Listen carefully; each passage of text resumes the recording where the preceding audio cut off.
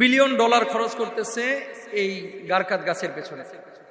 গত 5 বছরে তারা 24 লক্ষ গারকাত গাছ এই ইহুদিদের বিভিন্ন জায়গায় তারা লাগিয়েছে। প্রত্যেকটা বাড়ির পাশে ফাঁকা জায়গায় গারকাত গাছ লাগাইতে হবে। এখানে একটা ছবি আপনারা দেখতে পাচ্ছেন, দেখেন, আপনাদেরকে দেখায়, আপনাদের জন্য আমি এটা করেছি।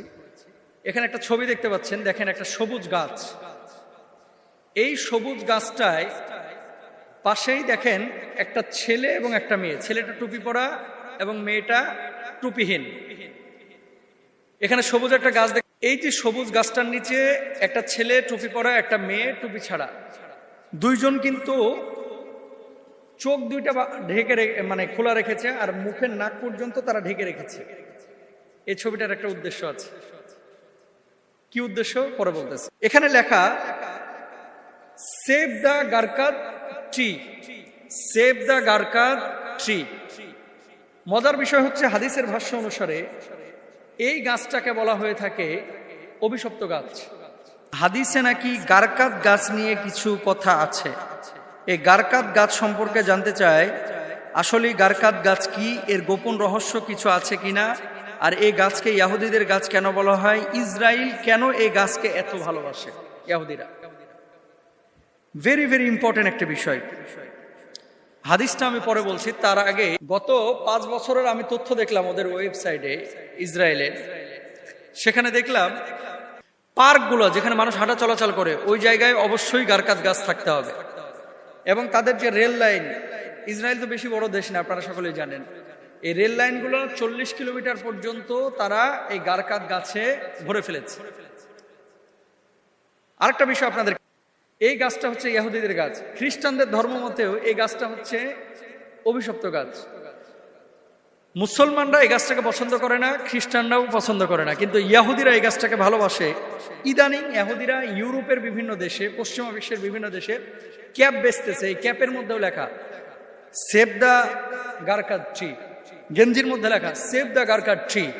তারপরে আপনার ঘড়ির মধ্যে সেভ দ্য গারকাত ট্রি। তারপরে তারা তাদের প্যান্টের মধ্যে সেভ দ্য গারকাত ট্রি, ক্যাপের মধ্যে সেভ দ্য গারকাত ট্রি। বেচতেছে কয় টাকায় জানেন? একটা ক্যাপ 10 পাউন্ডে বেচা হচ্ছে, একটা গেঞ্জি 30 পাউন্ডে বেচা হচ্ছে। এমনও আছে যে একটা প্যান্ট তারা 40 পাউন্ড, 50 পাউন্ড, 60 পাউন্ড পর্যন্ত বিক্রি করতেছে। তো সেভ দ্য গারকাত ট্রি, সারা বিশ্বের বুকে এত গাছ থাকতে এই গাছটাতে তাদের নজর কেন? এবার আসেন হাদিসে। আল্লাহ রাসূল সাল্লাল্লাহু আলাইহি ওয়াসাল্লাম হাদিসের মধ্যে কি বলেছেন দেখেন। রাসূল আকরাম সাল্লাল্লাহু আলাইহি ওয়াসাল্লামের একটি হাদিস, যে হাদিসটি হযরতে আবু হুরায়রা রাদিয়াল্লাহু তাআলা আনহু থেকে বর্ণিত।